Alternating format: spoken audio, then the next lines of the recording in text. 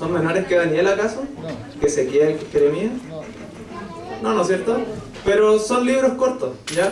Eran mensajes prácticos que Dios le dirigía al pueblo en momentos bien determinados, en situaciones bien determinadas, y Ageo no escapa de eso. El mensaje de Ageo es un mensaje muy específico a un momento muy particular, ¿ya? El libro consta de 2 capítulos, son 4 oráculos los que Dios le da y nosotros vamos a ver solamente el capítulo 1, ¿ya? Que corresponde a un oráculo, pero es la base para que entiendan este libro. Ahora, a Ageo vamos a llegar al final del sermón, porque para entender a Ageo hay que entender todo lo que venía antes de Ageo. Es decir, hay que de alguna forma u otra trazar la historia hasta Ageo, ¿ya? Así que los invito a que inclinemos el rostro para orar antes de comenzar. Querido Padre que estás en las alturas de los cielos, santo sea tu nombre, Señor. Te damos gracias por este día sábado que nos das, por poder abrir tu palabra, Señor, y esperamos hallar en ella bendiciones. Bendiciones, Señor, que en este día también nos hagan a nosotros tomar alguna decisión, Señor, y llevarla a cabo en nuestras vidas. Háblanos con poder, Señor, y con fuerza en nuestros corazones por Jesús. Amén. Vamos a ir al libro de Daniel. ¿Qué tiene que ver Daniel y Ageo? Bueno, les comento que eran algo así como contemporáneos, ¿ya? En realidad Daniel puede que haya estado muerto cuando aparece Ageo, pero también da la posibilidad de que haya estado vivo, pero con muchos años de edad. ¿Bien? Así que nos vamos a ir a Daniel 9.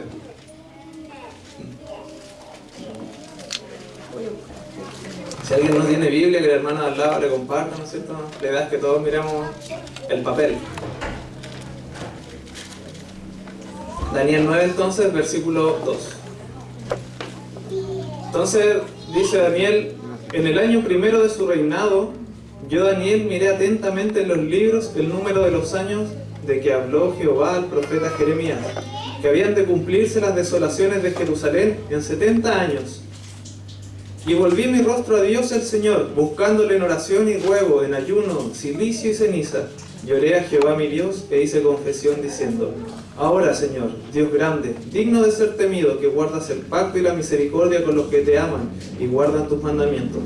Hemos pecado, hemos cometido iniquidad, hemos hecho impíamente y hemos sido rebeldes, y nos hemos apartado de tus mandamientos y de tus ordenanzas.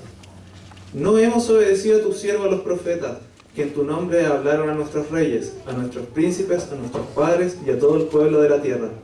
Tuya, Señor, la justicia y nuestra la confusión de rostro. Como en el día de hoy lleva todo hombre de Judá, los moradores de Jerusalén, y todo Israel, los de cerca y los de lejos, en todas las tierras a donde los has echado a causa de su rebelión con que se rebelaron contra ti. Oh Jehová, nuestra es la confusión de rostro, de nuestros reyes, de nuestros príncipes y de nuestros padres, porque contra ti hemos pecado. Hay 2 cosas que destacan acá, y la primera es en el versículo 2, que habla de 70 años. ¿Bien? Mantengan en mente estos 70 años porque vamos a hablar mucho de esos 70 años. Pero ahora, Daniel dice que se puso a revisar el libro de Jeremías, porque ahí se habla de estos 70 años. ¿Bien? Y entonces, él dijo que ya estaban llegando a su término. Algo iba a pasar, obviamente, si estaban llegando a su término. Pero él entonces, sabiendo que ya quedaba poco para que terminaran, se arrodilla ante Dios, ¿no es cierto? Y hace una confesión que es comunitaria, podríamos decir. Daniel se identifica con los pecados de su pueblo y al final resume todo, ¿no es cierto? Esto, que no habían escuchado a los profetas, que habían actuado impíamente, y dice: porque contra ti, Señor, hemos pecado. Entonces, de alguna u otra manera, estos 70 años estaban ligados a ese pecado del pueblo. Eran consecuencia de que el pueblo hubiera pecado. ¿Bien? Ahora, necesitamos entender bien estos 70 años. Así que vamos al libro de Jeremías, capítulo 25. Daniel está hablando ya desde el exilio, por si acaso, es decir, él no estaba en Jerusalén con el pueblo judío, él estaba en Babilonia cuando escribe eso en el capítulo 9. Y Jeremías, bueno, lo que Jeremías escribe transcurre antes que Daniel. Todo lo que escribe Jeremías entonces, podríamos decir, es previo a Daniel, y nos ayuda a entender la vivencia de Daniel. Jeremías 25. Jeremías 25, versículo 8 en adelante. Dice así: por tanto, así ha dicho Jehová de los ejércitos: por cuanto no habéis oído mis palabras, he aquí enviaré y tomaré a todas las tribus del norte, dice Jehová, y a Nabucodonosor, rey de Babilonia, mi siervo, y los traeré contra esta tierra y contra sus moradores, y contra todas estas naciones en derredor, y los destruiré, y los pondré por escarnio y por burla y en desolación perpetua. y haré que desaparezca de entre ellos la voz de gozo y la voz de alegría, la voz de desposado y la voz de desposada, ruido de molino y luz de lámpara. Toda esta tierra será puesta en ruinas y en espanto, y servirán estas naciones al rey de Babilonia 70 años. Entonces los 70 años, hermanos, podríamos decir que eran un castigo para el pueblo de Israel. ¿Bien? ¿Claro hasta ahí lo que eran las 70 semanas? O sea, claro, eran 70 semanas, pero 70 años. ¿Bien? Que eso se confunde con Daniel de repente. 70 años entonces de cautividad. No eran 70 años porque sí, no se trataba de que ellos iban a salir de sus tierras nomás a vivir a otro lado, sino que era un castigo, y el castigo tenía un propósito. Dios no castiga sin un propósito, podríamos decir. En la Biblia siempre que Dios castiga, espera algo, busca algo. Y este no es el caso contrario. ¿Bien? Y dice así después. Versículo 12. Y cuando sean cumplidos los 70 años, y vamos a dejar ahí el punto, ¿no es cierto?, de suspenso. ¿Qué va a pasar cuando se cumplan los 70 años?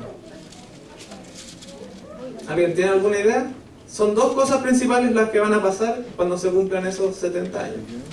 Dice Jeremías entonces, continuando, y cuando sean cumplidos los 70 años, castigaré al rey de Babilonia y a aquella nación por su maldad. Entonces, ¿qué va a pasar al final de esos 70 años? Castigar y convertir en desierto. Babilonia iba a ser castigada. Ahí tenemos un punto. Bien, 70 años para que Babilonia fuera castigada. Vámonos al capítulo 29 del mismo libro. Y aquí viene el segundo punto que es importante, porque no bastaba solo con castigar a Babilonia, ¿bien? Eso era parte de, pero no era el todo. Versículos 10 en adelante dice: porque así dijo Jehová, cuando en Babilonia se cumplan los 70 años, yo os visitaré y despertaré sobre vosotros mi buena palabra, para haceros volver a este lugar. ¿Qué era la segunda cosa que iba a ocurrir entonces después de esos 70 años? Ojo que aquí Jeremías le está escribiendo a un pueblo que ya había sido deportado. Recordemos en la historia que Babilonia no fue atacada solamente una vez por Nabucodonosor. Cuando Nabucodonosor asciende, ¿no es cierto?, al poder de Babilonia y empieza a fundar el imperio como tal, invadió Jerusalén una vez en su primer año de reinado, y de ahí salió Daniel, ¿ya? Pero posteriormente la invadió 2 veces más. Y fue en todo ese transcurso entonces de invasión entre que salieron más deportados y la ciudad quedó completamente en ruina.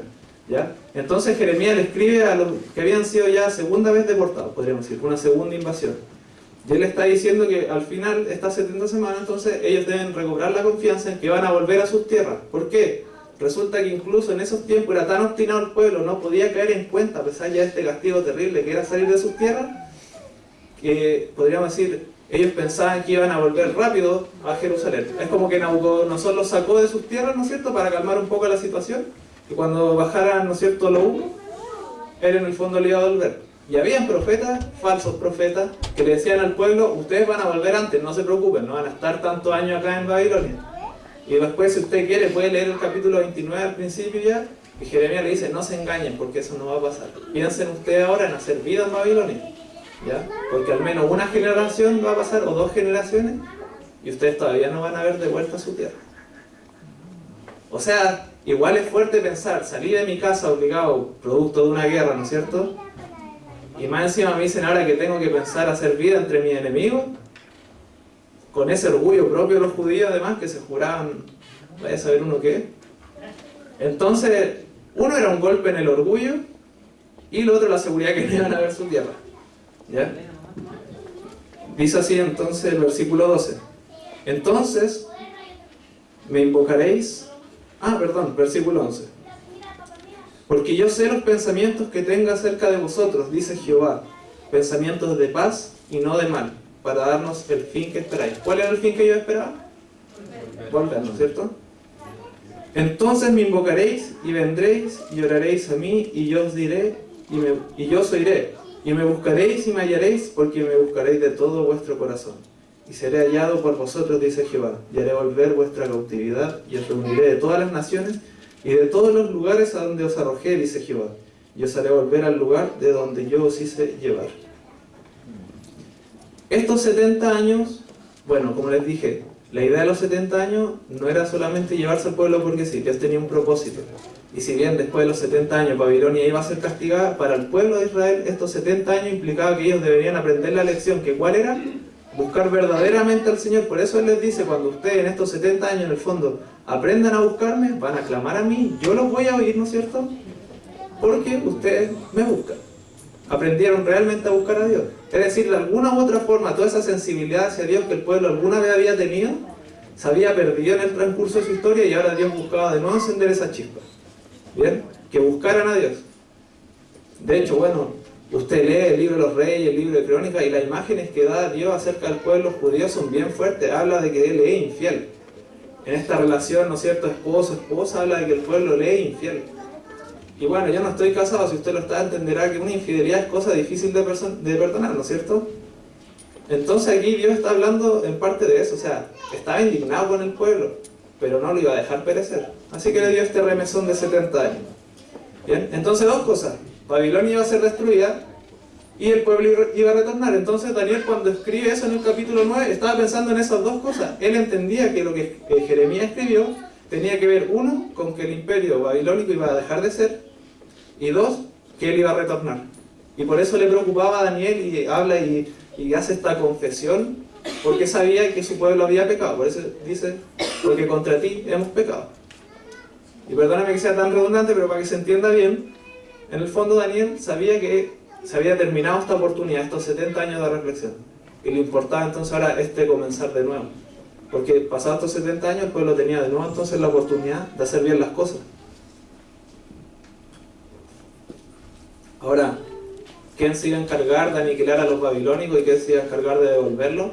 Porque todos sabemos que, claro, cae Babilonia, viene otro imperio. Y si ese imperio le hubiera dado lo mismo, ¿no es cierto?, que ellos se fueran a sus tierras. Entonces acompáñenme al libro de Crónicas. Segunda de Crónicas 36.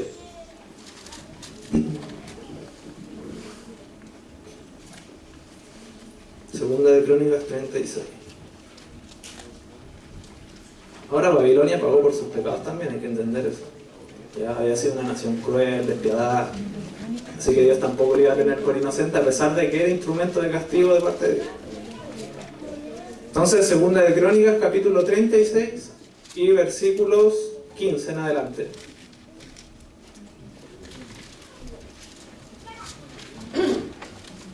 Dice así: y Jehová, el Dios de sus padres, envió constantemente palabra a ellos por medio de sus mensajeros, porque Él tenía misericordia de su pueblo y de su habitación.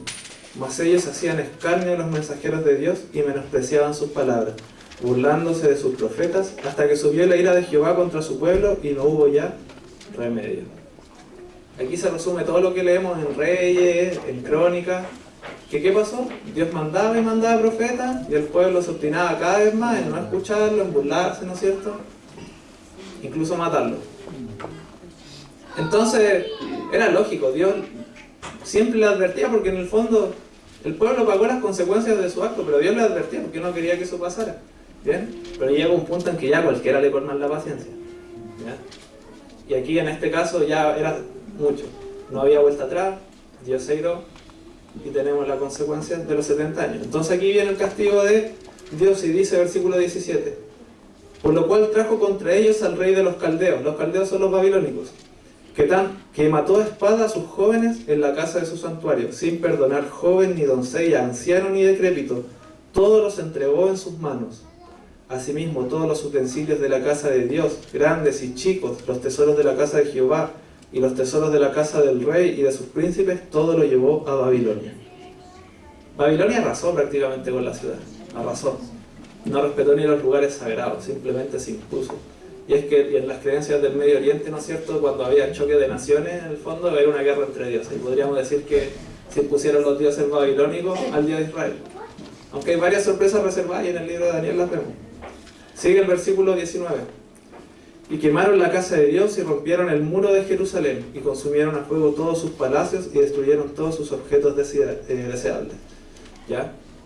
Entonces, ¿qué pasó con Jerusalén? La ciudad también fue arrasada. O sea que cuando ellos volvieron después de estos 70 años, no se iban a pillar con una ciudad bonita, edificada, como le dice, de salir de vacaciones, ¿no es cierto? Iban a llegar a un lugar que estaba feo, destruido, casas sin techo, muralla, ¿no es cierto?, abajo. Iban a llegar a un lugar que en realidad el panorama era bien pobre, miserable, podríamos decir. No daba esperanza alguna. Dice, los que escaparon de la espada fueron llevados cautivos a Babilonia y fueron siervos de él y de sus hijos hasta que vino el reino de los persas. Entonces esto es importante. Los persas en esta historia, en Ageo en particular, cumplen una función muy importante y primordial, podríamos decir, para que se cumpliese la palabra de Jehová por boca de Jeremías, hasta que la tierra hubo gozado de reposo, porque todo el tiempo de su asolamiento reposó hasta que los 70 años fueron cumplidos. Si se fijan, esto de los 70 años aparece mucho en esta historia, ¿ya? Jeremías, Crónicas, Esdras, Nehemías, ¿ya? Que ahora vamos a pasar a Esdras. Y dice entonces, más el primer año Ciro, rey de los persas, más al primer año de Ciro, rey de los persas, para que se cumpliese la palabra de Jehová por boca de Jeremías, Jehová despertó el espíritu de Ciro, rey de los persas, el cual hizo pregonar de palabra y también por escrito por todo su reino, diciendo, así dice Ciro, rey de los persas. ¿Ya? Vamos a ver ese decreto cuando pasemos a Esdras, porque esto es como Esdras 1 en el fondo. Entonces, ¿quién es Ciro? ¿Alguien sabe quién es Ciro? Le estoy haciendo preguntas que aquí mismo se leen en el texto. El rey de los persas, ¿no es cierto? Fue el primero, y él derrocó a Nabucodonosor. De hecho, la estrategia fue bien interesante porque Babilonia, esta región de Mesopotamia, ¿no es cierto?, cruzaba el Tigris y el Éufrates, y Nabucodonosor extendió la ciudad de Babilonia propiamente tal, bordeando incluso el río. Entonces la ciudad, en cierta manera, el río pasaba entre medio. Y lo que hizo Ciro fue desviar el río. Entonces, como bajó el nivel del río, del agua, digamos, él pudo entrar por esa parte baja de la ciudad. Y más encima dice la historia que Nabucodonosor igual tenía detractores, no era como un rey muy querido que digamos. Entonces, lo más probable es que los detractores hayan abierto las puertas de la ciudad para que él entrara de noche, aunque la Biblia dice que fue Dios quien le abrió las puertas, así que...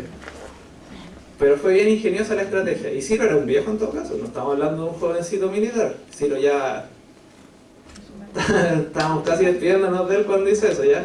Pero era un gran estratega. Ahora, necesito que vayamos a Isaías y después nos vamos a ir a Esdras y ahí ya vamos a tomar un camino más sin tanto desvío. Isaías 45.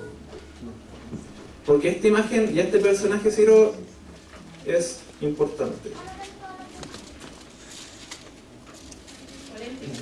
Sí, Isaías 45:1. Vamos a ver algunas cosas de Ciro.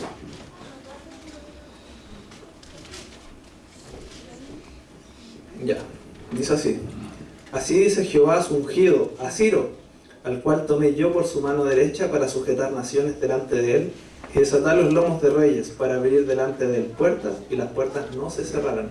Eso es lo que le decía un poco, ¿no es cierto? Ahora, cuando Isaías escribió 150 años antes de que todo esto pasara. ¿Ya? Entonces por eso es interesante también el nombre de Ciro, que se mencione tantos años antes. Dios estaba anticipando lo que iba a pasar. O sea, Dios al pueblo nunca los dejó a ciega en realidad.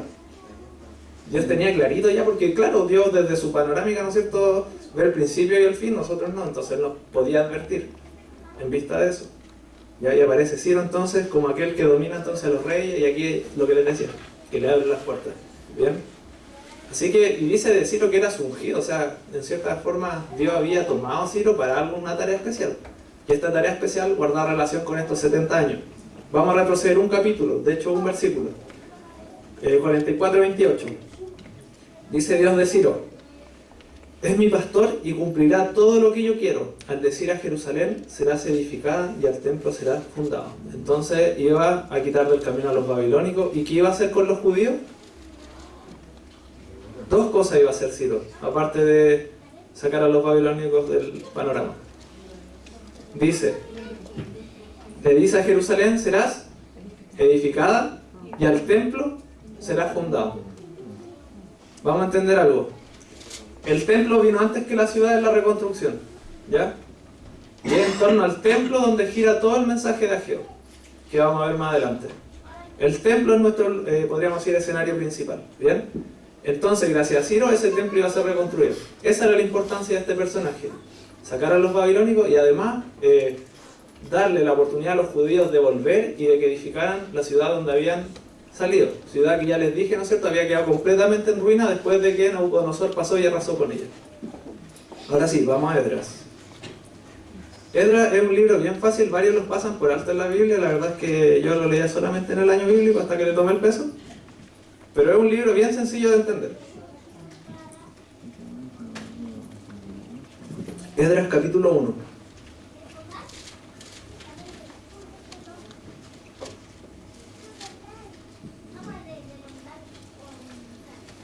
Esdras comienza como termina Segunda de Crónicas. De hecho, se piensa que lo escribió la misma persona, entonces llevan juntos. Dice capítulo 1, versículo 1. En el primer año de Ciro, rey de Persia, para que se cumpliese la palabra de Jehová por boca de Jeremías, despertó Jehová el espíritu de Ciro, rey de Persia, el cual hizo pregonar de palabra y también por escrito por todo su reino, diciendo: así ha dicho Ciro, rey de Persia: Jehová, el Dios de los cielos, me ha dado todos los reinos de la tierra, y me ha mandado que le edifique casa en Jerusalén, que está en Judá. Quien haya entre vosotros de su pueblo, sea Dios con él, y suba a Jerusalén, que está en Judá, y edifique la casa a Jehová, Dios de Israel. Eso es el templo. Él es el Dios, la cual está en Jerusalén. Y a todo el que haya quedado en cualquier lugar donde more, ayúdale los hombres del lugar con plata, oro, bienes, ganados, además de ofrendas voluntarias para la casa de Dios, la cual está en Jerusalén. Los persas, a pesar de toda la barbarie que se nos muestra de ellos, porque digamos culturalmente los babilónicos estaban años luz de los persas, ¿ya? Los persas aprendieron a escribir recién cuando se formaron como imperio. Eran un pueblo muy bárbaro, sin embargo eran inteligentes porque ellos tenían la siguiente política: a todos los pueblos que conquistamos vamos a dejar que vuelvan a sus tierras, y que su religión, digamos que era parte importante de la vida de la gente en ese tiempo, ellos puedan tener su propia religión. De esa forma, si es que existen sus dioses, nos aseguramos el favor de sus dioses. Así que este edicto que se los dio a los judíos, también se los dio a otros imperios, ¿ya? Ahora, a nosotros nos importa porque, claro, entendemos que Jehová, ¿no es cierto?, es el Dios verdadero. No Marduk, no sé qué otro Dios, ¿bien? Entonces Ciro da esta orden. Y hay algo bien interesante y quiero que lo tengan en mente cuando lleguemos a Geo. Y es que ellos no iban a tener problemas monetarios en este asunto de la reconstrucción. Los judíos iban a salir con plata de ahí. Dice, versículo 4: y a todo el que haya quedado en cualquier lugar donde more, ayúdenle los hombres de su lugar con plata, oro, bienes y ganados, además de ofrendas voluntarias para la casa de Dios, la cual está en Jerusalén. No iban a tener problema económico, y usted entiende que el problema económico para una reconstrucción es grande. En la Edad Media incluso los castillos quedaban a medio terminar porque les faltaba plata. La iglesia vendía puras, ¿no es cierto? Pero aquí ellos no iban a tener ese obstáculo. Dice incluso en el versículo 6: y todos los que estaban en sus alrededores le ayudaron con plata, oro, con sus bienes y ganado y con cosas preciosas, además de todo lo que le ofreció voluntariamente. O sea, Ciro había dado ese edicto y la gente también estuvo dispuesta a cumplirlo, ¿no es cierto?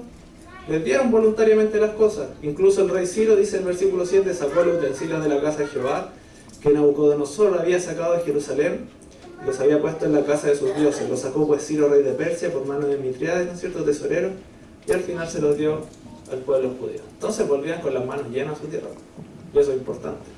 Ahora, de los deportados que se fueron a Babilonia al principio de los 70 años, fue un número gigantesco. ¿Cuántos creen que volvieron a Jerusalén? ¿Usted se acuerda que les dije al principio que Dios le había dicho a ellos que pensaran en hacer vida fuera de sus tierras, en Babilonia? Que no pensaran que iban a volver al tiro, y de hecho alguna generación habrá muerto ahí en ese tanto en Babilonia, ¿ya?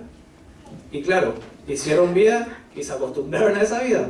Tenían ya sus negocios en Babilonia o en las demás naciones, y de hecho el número de los que volvió a Jerusalén después de eso fue un número muy reducido. Podríamos decir, y en Esdras 2 lo da al final, 50.000 personas aproximadamente. Un número muy reducido para llenar todo el territorio que habían comprendido antes. Vámonos al capítulo 3. Entonces, de aquí quiero que se queden en sus mentes, ¿no es cierto?, que no había problemas económicos para la reconstrucción. Capítulo 3. Bien, versículo 1, vamos a leer. Cuando llegó el mes séptimo, estando los hijos de Israel ya establecidos en las ciudades, se juntó el pueblo como un solo hombre en Jerusalén. Entonces se levantaron Jesúa, hijo de Josadar, y sus hermanos los sacerdotes, y Zorobabel, hijo de Salatiel, y sus hermanos, y edificaron el altar del Dios de Israel para ofrecer sobre él holocaustos, como está escrito en la ley de Moisés, varón de Dios. Y colocaron el altar sobre su base porque tenían miedo de los pueblos de la tierra, y ofrecieron sobre él holocaustos a Jehová, holocaustos por la mañana y por la tarde. Varias cosas. Volvieron, y ahora hay algo bien interesante, que se mezclan dos aspectos en el pueblo de Israel: el aspecto político y el aspecto religioso. Zorobabel era el dirigente político y Jesúa era el dirigente religioso. Y ahora los dos iban a tener que actuar en conjunto en la tarea de la reconstrucción, ¿bien? Ahora, lo primero que hizo el pueblo llegando a Jerusalén, bueno, dice que una vez que se establecieron, ¿no es cierto?, en el mes séptimo, fue establecer un altar. Uno podría decir, bueno, podrían haber edificado sus casas, vaya a saber uno. Pero no, ellos hicieron un altar. ¿Por qué? Porque entendían que lo había llevado afuera al exilio eran sus pecados, y sus pecados tenían que ver con un aspecto religioso. Entonces lo primero que ellos deberían como nación restablecer era ese aspecto, el religioso. Por eso es que ellos construyen primero el templo antes que la ciudad. ¿Bien? Ellos querían de nuevo entonces tener a Dios en primer lugar, podríamos decir, como hacen las campañas. ¿Bien? Y aquí hay otro dato que me parece interesante en el versículo 3 que dice que ellos tenían miedo de los pueblos. El pueblo judío le tenía miedo a los pueblos de alrededor. Cuando ellos salieron de Egipto para formar, digamos, el pueblo de Israel, no sé si se acuerdan que decía que el temor de Dios iba adelante o caía sobre los pueblos vecinos. Ahora la situación se invirtió. En este segundo éxodo, ahora ¿quién tiene miedo? Son los judíos. ¿Y por qué? Porque vienen con el trauma de haber salido de su ciudad a causa de sus pecados. Y sabían que las cosas, Dios le había dado una nueva oportunidad, pero esta nueva oportunidad no iba a ser con todas, ¿no es cierto?, como fue la primera vez cuando Dios los sacó de Egipto. ¿Ya? Ahora tenían que caminar con cuidado. Bien, versículo 6. Dice, desde el primer día del mes séptimo comenzaron a ofrecer holocaustos a Jehová, pero los cimientos del templo de Jehová no se habían echado todavía. Tenían un altar, sacrificaban. El templo todavía estaba en ruinas. ¿Eso qué implicaba? Claro, ellos podían celebrar muchas fiestas, pero por ejemplo el día de la expiación, no. Porque necesitaban de ese lugar físico, ¿bien? Sin embargo, destacamos que el pueblo comenzó de nuevo entonces a restablecer la religiosidad, podríamos decir de alguna u otra forma, su relación con Dios. Empezaron a priorizarlo. Versículo 8. Dice, en el año segundo de su venida a la casa de Dios en Jerusalén, en el mes segundo, comenzaron Zorobabel, hijo de Salatiel. Acuérdense, este era el gobernador. Y Jesua, hijo de Josadac, el líder religioso, y los otros con sus hermanos, los sacerdotes y los levitas, y todos los que habían venido de la cautividad a Jerusalén, y pusieron a los levitas de 20 años arriba para que activasen la obra de la casa de Jehová. Entonces, el pueblo dijo, bien, llegó la hora, vamos a edificar el templo de Jehová. Eso ya era importante, es decir, si ellos restablecían el templo, listo, como nación estaban formados, y bueno, de esta época es que entonces se empiezan a formar, por ejemplo, los fariseos, los celotes, todas las sectas, digamos, que vemos ya en los tiempos de Jesús. El judaísmo como tal, que el judaísmo, entiéndase que es la mezcla del aspecto político y religioso del pueblo de Israel, surge acá. Y surge primero con el templo, y el templo era tan importante en la actividad incluso política de Israel, que sin templo ellos no se entendían. Entonces sigue el versículo 11 y 12. Y cantaban alabando y dando gracias a Dios y diciendo, porque Él es bueno, porque para siempre es su misericordia sobre Israel. Y todo el pueblo aclamaba con gran júbilo alabando a Jehová, porque se echaban los cimientos de la casa de Jehová. Entonces el inicio de la construcción fue bien alegre en realidad, ¿ya? Estaba el pueblo contento de poder empezarlo. A pesar de que tenían ya en mente todas estas cosas, incluso el temor de los pueblos, para ellos era significativo empezar esta obra. Y dice, y muchos de los sacerdotes, de los levitas y de los jefes de casas paternas, y fíjense en esto, ancianos que habían visto la casa primera, es decir, el templo de Salomón, viendo echar los cimientos de esta casa, lloraban en alta voz, mientras muchos otros daban grandes gritos de alegría. Y este es el choque generacional, ¿no es cierto? Porque claro, quedaban vivos algunos de los que salieron al exilio. Imagínense que Daniel salió con 14 años más o menos de Jerusalén. A estas fechas pasaron 70 años, podríamos decir 84 años. ¿Ya? Harto tiempo. Toda una vida. Y si él vio el templo de Salomón, porque este segundo templo no fue parecido al primero. ¿Ya? O sea, como el primero no hubo otro templo. Y los que vieron, que debe haber sido un grupo muy pequeño de esa población que volvió, lloraban. Porque comprendían lo que habían perdido, ¿ya? Comprendían que esa gloria pasada ya no estaba. El templo tampoco lo reflejaba, pero en cambio las nuevas generaciones que nunca lo vieron, danzaban, se alegraban, ¿no es cierto? Etcétera. Capítulo 4. Entonces tenemos lo primero, no tenían inconvenientes económicos para reconstruir. Segundo, empezaron la construcción, ¿ya? A restablecer su religiosidad, podríamos decir. Pero en el capítulo 4 viene un pero, y esto nos va a introducir ya directamente a Ageo. Capítulo 4, versículos del 1 al 5. Dice, oyendo los enemigos de Judá y de Benjamín que los vecinos... perdón, estoy leyendo más o menos mal. Oyendo los enemigos de Judá. Se me acabó la lengua, hermano, espérenme, fue el agua. Dice, ahora sí lo va a hacer bien. Oyendo los enemigos de Judá y de Benjamín, que los venidos de la cautividad edificaban el templo de Jehová Dios de Israel, vinieron a Zorobabel y a los jefes de las casas paternas, y les dijeron, edificaremos con vosotros, porque como vosotros buscamos a vuestro Dios, y a él ofrecemos sacrificio desde los días de Esar-Adón, rey de Asiria, que nos hizo venir aquí. Contextualicemos un poquito más. Judá y Benjamín fueron un reino, y después estaba el reino de Israel, que eran los otros 10 pueblos, ¿ya? Esos otros 10 pueblos no desaparecieron con Babilonia, desaparecieron antes de Babilonia, con el imperio asirio. Y el imperio asirio entonces reubicó gente en ese lugar de varios pueblos, y podríamos decir que hubo un sincretismo cultural, ¿no es cierto? Se empezaron a mezclar. Entonces, ¿esta gente aprendió del Dios de Israel? Sí, pero también mezclaba muchas de sus creencias entre medio. Entonces, eso hay que tener en consideración acá cuando hablan. Por eso Zorobabel dice en el versículo 3, Jesús y los demás jefes de casas paternas de Israel dijeron, no nos conviene edificar con vosotros casa a nuestro Dios, sino que nosotros solo le edificaremos a Jehová, Dios de Israel, como nos mandó el rey Ciro de Persia. ¿Ya? Ahora, si ustedes se acuerdan, ¿qué llevó también al pueblo de Israel a la cautividad? Fue que todos esos años previos, ellos habían apostatado de Dios adorando a los dioses de otras naciones. Pasaban a sus hijos por el fuego, que eso no era una práctica que Dios establecía, ¿no es cierto?, sino que los dioses paganos. Entonces, si ellos aceptaban que este pueblo, estos pueblos, ¿no es cierto?, reconstruyeran con ellos, en el fondo era faltarle el respeto a Dios mismo. Era volver a los errores del pasado.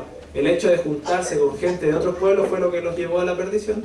Entonces ahora querían hacer bien las cosas y no se iban a juntar con ellos a reconstruir. Y dice el versículo 4, pero el pueblo de la tierra intimidó al pueblo de Judá y los atemorizó para que no edificaran. Sobornaron además contra ellos a los consejeros para frustrar sus propósitos, todo el tiempo de Ciro, rey de Persia, y hasta el reinado de Darío, rey de Persia. Este Darío no es el de Daniel, por si acaso. Entonces, ¿qué pasó? Claro, se vieron impedidos en los pueblos de ayudar, se picaron y no los dejaron construir. Esdras entonces, primero dijo que no tenían problema económico, y ahora este es un segundo factor para entender a Jehová, ¿ya? Que si ellos dejaron de reconstruir el templo, no fue precisamente por falta de recursos, ¿ya? Fue más bien una presión externa, es decir, que los pueblos no los dejaron reconstruir el templo. Esa es la mirada que nos da Esdras de este asunto, de la reconstrucción del templo, porque Ageo va a tratar sobre la reconstrucción del templo, ¿ya? Entonces Esdras nos dice que si parar la reconstrucción fue ¿por qué? Por presiones externas, ¿ya? Tenga eso en mente. Vámonos al versículo 24. Dice, entonces cesó la obra de la casa de Dios que estaba en Jerusalén y quedó suspendida hasta el año segundo del reinado de Darío, rey de Persia. Ese Darío llegó a reinar aproximadamente 20 años después de Ciro, ¿ya? Fue el tercer rey medo-persa. Estuvo Ciro, su hijo Cambises, y venía Darío. Y Darío empieza a gobernar en el 522 a.C., ¿ya?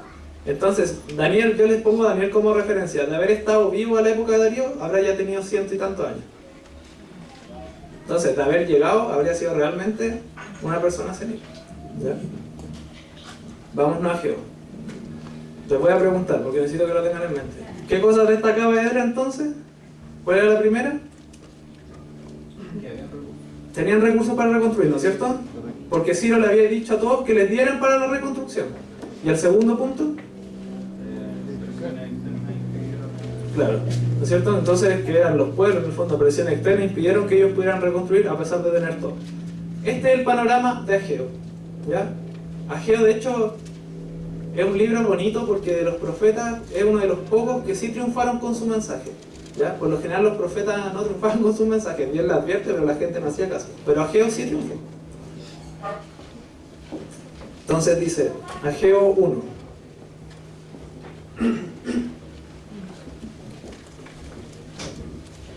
Bien, mientras se ubican, les comento lo siguiente. Ageo es una lupa a esta situación particular de la reconstrucción del templo. De hecho, quédense en Ageo, yo se lo voy a leer, porque para no hacer un ping-pong de versículos. Dice en primera de Esdras, en Esdras 5.1, entonces dice: Después de todo esto que les dije, la presión externa, dice, profetizaron Ageo y Zacarías, hijo de Iddo, ambos profetas, a los judíos que estaban en Judá y en Jerusalén en el nombre del Dios de Israel, quien estaba sobre ellos. Entonces se levantaron Zorobabel, hijo de Salatiel, y Jesua, hijo de Josadac, y comenzaron a reedificar la casa de Dios que estaba en Jerusalén. Y ojo, y con ellos los profetas de Dios que le ayudaban. Estos profetas eran Ageo y Zacarías. ¿Ya? Ahora sí vuelvo a Ageo. Entonces Ageo una lupa a esta situación de la reconstrucción. Y vamos a ver qué es lo que nos dice Ageo respecto a la reconstrucción del templo. Y esto es muy importante y aquí vamos a sacar la aplicación práctica del texto. Vamos al versículo 1.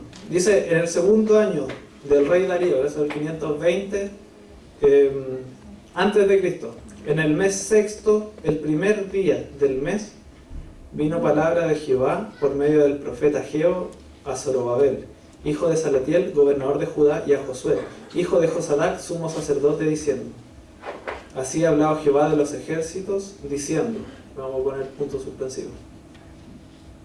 Ageo se dirigió a los líderes de su pueblo, no fue a cualquiera, ¿ok? Fue a los líderes políticos y líderes religiosos. De alguna u otra forma, si el mensaje de Ageo iba a ser exitoso, tenía que pasar por los líderes. Bien. Ya todo esto, este mensaje vino 23 de agosto, incluso está bien fechado. Un 23 de agosto del año 520. Versículo 2, continuamos. Este pueblo dice, no ha llegado aún el tiempo de que la casa de Jehová sea reedificada. ¿Qué decía el pueblo?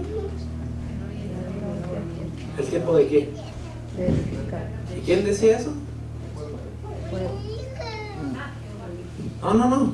Jehová dice, este pueblo dice que aún no ha llegado. No sé si logran captar la idea. El pueblo que antes Esdras nos dice que estaba construyendo el templo, ¿ahora qué está diciendo? Que no era el tiempo de reconstruir. Porque Esdras cuando escribe, él no estuvo en esa situación. Esdras llega mucho tiempo después a Jerusalén. Toda esa parte que leímos de Esdras la hace como un historiador, podríamos decir. Esdras llegó, 50, casi 60 años después. ¿Ya? Entonces le escribe por un historiador. En cambio Ageo está ahí mismo. Lo está escribiendo desde la situación misma. Y Ageo, y el mensaje acá dice que el pueblo había dicho entonces que no era tiempo de reconstruir la casa de Dios. Interesante el contraste, ¿no? Dice el versículo 3, entonces vino palabra de Jehová por medio del profeta Ageo diciendo, ¿es para vosotros tiempo de habitar en vuestras casas artesonadas y esta casa está desierta? Es una reprensión de Dios. Versículo 5, pues así ha dicho Jehová de los ejércitos, meditad bien sobre vuestros caminos. Jehová lo llama a la meditación. Miren, yo tomé versículos de otras versiones porque encuentro que dan a entender mejor esto. Dice la NTV, miren lo que les está pasando. ¿Y qué es eso que les está pasando? Versículo 6. Sembráis mucho y recogéis poco. Coméis y no os saciáis. Bebéis y no quedáis satisfechos. Os vestís y no os calentáis. Y el que trabaja jornal recibe su jornal en sacos rotos. ¿Qué quiere decir? Que el pueblo, todas sus actividades, desde comer, vestirse, incluso el trabajo, parece que no le estaba dando fruto. Eso está recalcando Ageo. Esto no hay que entenderlo como que fuera un mensaje profético y uno de repente trata de buscarle. El libro es bien directo, está hablando de una situación real. Cuando dice sembráis mucho, recogéis poco, en el fondo está diciendo sus actividades no tienen fruto. Era algo que pasaba en la tierra. Ahora, ¿por qué no tenían fruto? Nos vamos a saltar algunos versículos. Vamos al versículo 9. Entonces, versículo 5 que ahora dice, miren lo que le está pasando. ¿Qué les pasa? Sus actividades no están produciendo nada. Versículo 9. ¿Por qué no producían nada? Dice, buscáis mucho y halláis poco, y encerráis en casa y yo lo disiparé en un soplo. ¿Por qué dice Jehová de los ejércitos? Por cuanto mi casa está desierta y cada uno de vosotros corre a su propia casa. Y esto de correr a su propia casa, podríamos decir, miren, voy a tomar la misma versión, dice, mi casa está en ruinas mientras ustedes se ocupan de construir sus elegantes casas. Entonces, de alguna u otra manera, si ellos en sus actividades diarias no estaban teniendo éxito, era porque no habían priorizado la reconstrucción del templo. De hecho, yo decía, todavía no ha llegado, ¿no es cierto?, el tiempo de construir esta casa. Versículo 10 dice, por eso se detuvo de los cielos sobre vosotros la lluvia y la tierra detuvo su fruto. Y llamé la sequía sobre esta tierra, y sobre los montes, sobre el trigo, sobre el vino, sobre el aceite, sobre todo lo que la tierra produce, sobre los hombres y sobre las bestias y sobre todo trabajo de mano. Fíjense, y llamé a la sequía sobre esta tierra. ¿Por qué no les daba fruto entonces sus trabajos? Habían dejado a Dios de lado, ¿no es cierto?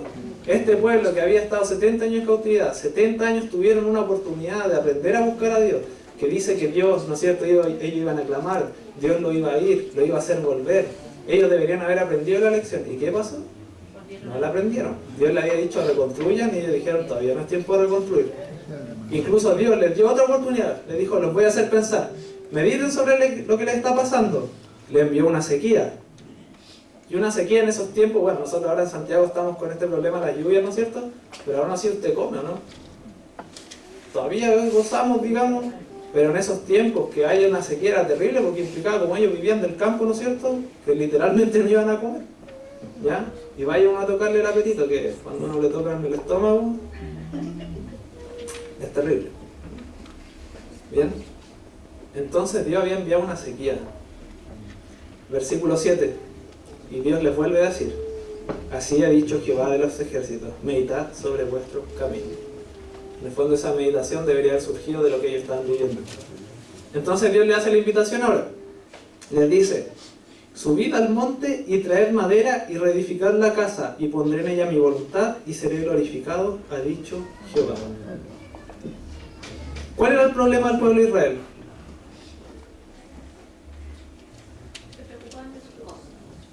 ¿Era que estaban edificando, no? ¿Era el hecho de edificar el problema de Israel? ¿Cuál era el problema de Israel? El problema de Israel es que habían olvidado sus prioridades. Y yo se lo voy a mostrar con el mismo texto, ya lo leí. ¿Bien? Pero esta es la meditación de Ageo. No se trata de trabajar o no acá en el templo, se trataba de que no habían ordenado sus prioridades. Podríamos decir que el mensaje de Ageo es un mensaje de mayordomía en el fondo. Establecer las prioridades. Dice en el texto, ¿no es cierto?, que la gente ¿a dónde corría? A sus propias casas. Dice que ellos habitaban, en vez de estar construyendo el templo, sus casas artesanales, que pueden ser decoradas, ¿no es cierto?, o acabadas, terminadas. Es decir, ellos en vez de tomar los materiales para ir a construir el templo, tomaban los materiales y construían sus propias casas. Entonces, ¿qué priorizaban ellos? Sus propias vidas, ¿no es cierto? Sus propias vidas. Y Dios le había dicho, prioricen el templo. Eso no quería decir que dejaran de reconstruir su casa, ¿ya? Pero que pusieran, digamos, el máximo empeño en que se acabara la casa de Dios. Entonces, el tema de Ageo tiene que ver con las prioridades, ¿ya? Y esto pasó un 23 de agosto, les dije, del año 522. O 20. No, 22. Ya que se me da la fecha de repente. ¿Por qué le hago hincapié en esta fecha? Para que veamos cuánto tiempo les dio Dios para pensar. Versículo 12. Dice, y oyó Zorobabel, hijo de Salatiel. ¿Quién era Zorobabel? El gobernante, el dirigente político. Y Josué, hijo de Josadak. ¿Quién era él? Ya. Sumo sacerdote y todo el resto del pueblo, la voz de Jehová su Dios y las palabras del profeta Ageo como les había enviado Jehová su Dios. Y dice, y temió el pueblo delante de Jehová. Esto es lo bueno, que por lo menos escucharon el mensaje y dice que el pueblo temió al mensaje de Jehová. Porque claro, en el pasado y el pueblo escuchó el mensaje de Jehová y nos vemos, que te vaya bien, ¿no es cierto? Gracias por la advertencia y yo seguía caminando camino a la perdición. Dice el versículo 13, entonces Ageo, enviado de Jehová, habló por mandato de Jehová al pueblo diciendo, yo estoy con vosotros, dice Jehová. Imagínense, tremenda seguridad que Dios mismo les diga, yo estoy con ustedes. Es verdad que tenían la presión externa, habían pueblos que no los dejaban reconstruir, ¿ya? Pero no se justificaba que habrían dejado de reconstruir. Dios le dijo, yo estoy con vosotros. Y Dios le había asegurado también que iban a reconstruir la ciudad y el templo. Y si Dios se los firmó, ¿no es cierto?, les dijo que lo iban a hacer, lo iban a hacer. No tenían por qué haber cambiado las prioridades. Versículo 14, y despertó Jehová el espíritu de Zorobabel, hijo de Salatiel, gobernador de Judá, y el espíritu de Josué, hijo de Josadak, sumo sacerdote, y el espíritu de todo el resto del pueblo, y vinieron y trabajaron en la casa de Jehová de los ejércitos, su Dios, en el día 24 del mes sexto, en el segundo año del rey Darío. Eso fue para nuestras fiestas patrias, fue el 21 de septiembre. ¿Cuántas semanas les dio?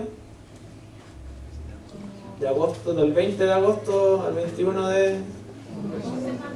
Fueron 3 semanas y media, un mes podríamos decir. O sea, Dios les dijo primero, ustedes no están teniendo claras sus prioridades. Pero Dios no lo iba a dejar que meditaran eternamente en ese problema, ¿ya? Porque uno de repente se puede ir meditando, ¿no es cierto? Y morirse pensando en que chuta mis prioridades. Pero Dios les dio un mes, podríamos decir. Un mes para que lo pensaran. O sea que lo llamó a también tomar acción en esto, ¿ya? Establecer las prioridades en el fondo es planificar eficientemente, sí. Eso es. Y en nuestro caso, ¿no es cierto?, es pensando en que Dios hay ciertas cosas que pide también. Eso es ordenar las prioridades, poner a Dios adelante y sus propósitos también. Poner a Dios adelante no significa solamente que voy a confiar en Él, sino que también tomar carta en el asunto respecto a lo que Él pide, ¿ya? Un mes entonces, y aquí, como les decía, ¿fue exitoso aquello? Sí, ¿por qué? Porque el pueblo comenzó a reedificar el templo. La ventaja que tuvieron es que Darío, miren, Ciro gobernó en Babilonia por lo menos desde el 539 hasta el año 530. La obra se detuvo al segundo año del gobierno de Ciro. Es decir, que desde ese entonces hasta Darío, que era el 520, pasaron cerca de 20 años. ¿Ya? 20 años detenía la obra. No es un tiempo menor, 20 años. Yo tengo 23. Imagínense, o sea que yo tenía 3 años cuando, podrían decir ustedes, les voy a poner ya, tienden a hacer ejemplo, no lo estoy acusando de nada. Ustedes pararon la hora, ¿no es cierto? Y yo ahora a esta edad recién veo que las cosas están avanzando. Harto tiempo. Harto tiempo. Y bueno, en Esdras, vámonos a Esdras para ir terminando. Libro de Esdras, capítulo 6. Todos estos libros están ligados, así que por eso traté de armarle un poco la historia completa. Y bueno, hermano, todo esto, el mensaje de Ageo dura 2 meses nomás. Podríamos decir que como profeta estuvo activo 2 meses, cumplió su objetivo y ya no sabemos más de él. Libro de Esdras 6.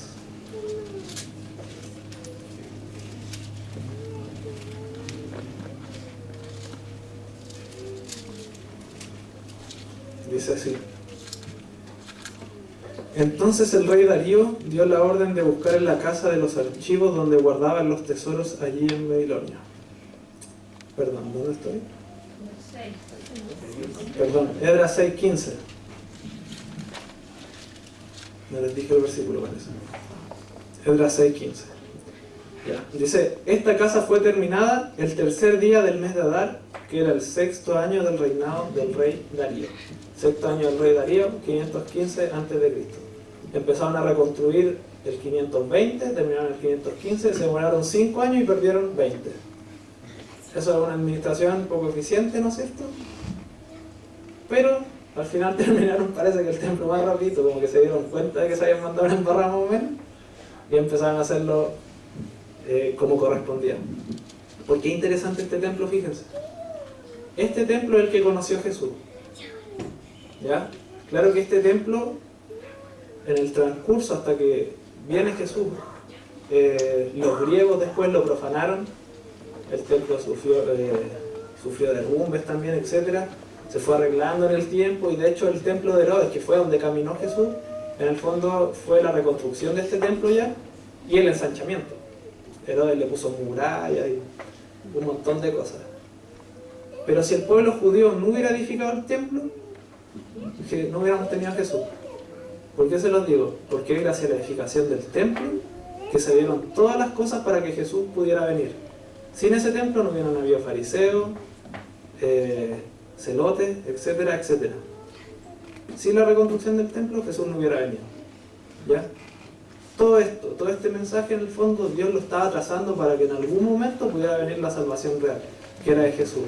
Ahora, nosotros, ¿cuál es el mensaje para nosotros como iglesia? ¿No es cierto? ¿Cuál es el mensaje de Ageo para nuestros días? Porque claro, Ageo le habló a un pueblo allá hace muchos años. ¿Qué podemos sacar de Ageo si está en la Biblia? ¿O no?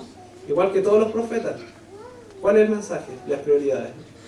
El día en que como iglesia establezcamos prioridades, las cosas van a andar bien. A veces se habla mucho de la misión y la misión, pero las cosas no funcionan, el hacer no funciona si es que no se establecen las prioridades. Y el día en que una iglesia establezca sus prioridades, y con iglesia me refiero a usted individualmente y después cada uno como conjunto, ¿no es cierto?, establezca sus prioridades, la iglesia jamás va a crecer y Jesús jamás va a venir. ¿Cuál es el mensaje entonces? Prioridades. ¿Y cuál es la invitación? Que nosotros hoy día podamos poner entonces y ponernos a pensar también, ¿qué voy a priorizar yo? Tomar decisiones. ¿Qué fue lo que hizo el pueblo? ¿Dios le dio un tiempo para pensar? Sí, fue acotado, porque tenían que hacer cosas. Entonces tomar ya el día de hoy una decisión, ¿no es cierto? Y tratar de priorizar entonces las cosas de Dios.